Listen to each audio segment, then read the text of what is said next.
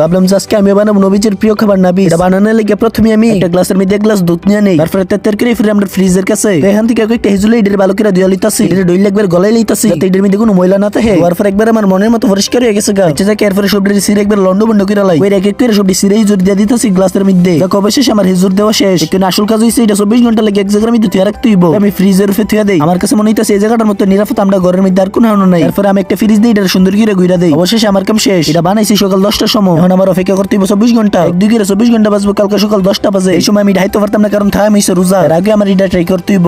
A few moments later. তো রাত্রেবেলা ফেরি ঢাই যে সময় একটু শুইছি, এই সময় মনে হইছে যে আমার নবীজের প্রিয় খাবার নাবিস খেতে হইব। তো গ্লাসের সামনে দিয়ে আমি যেমনে রেখে গেছিলাম কেমনি আছে আমি হাত দিয়ে ওফির থেকে ফ্রিজটা সরাই নিছি। অবশ্যই শিক্ষণীটা খাওয়ানোর ফলা একবার পুরাপুরি 24 ঘন্টা হইছে না, এখন 17 থেকে 18 ঘন্টা হইব। এখন আমি একটা চামিচ দিয়ে বালা করে লাইরা লইতাছি। এটা লারা দিয়ে ফলে কালার টইছে কি দেখছেন একবারে মধু মধু রসমালাই প্রচুর লারা সারি করে লই শিক্ষণীটা হায়া দেখে লই বিসমিল্লাহ এই সময় একটু মুহ দিছি। বাইরে ভাই এটা টেস্টের কথা যদি একটু কই এক কথাই সেরা, এটার মজাটা প্রকাশ করার মতো না। আসলে ভাই এটা আমার কাছে অনেক ভালো লাগছে। এখন ভাবতাছি প্রতিদিন ইফতারির সময় বানাই, হ্যাঁ আপনিও বানিয়ে দেখতে পারেন।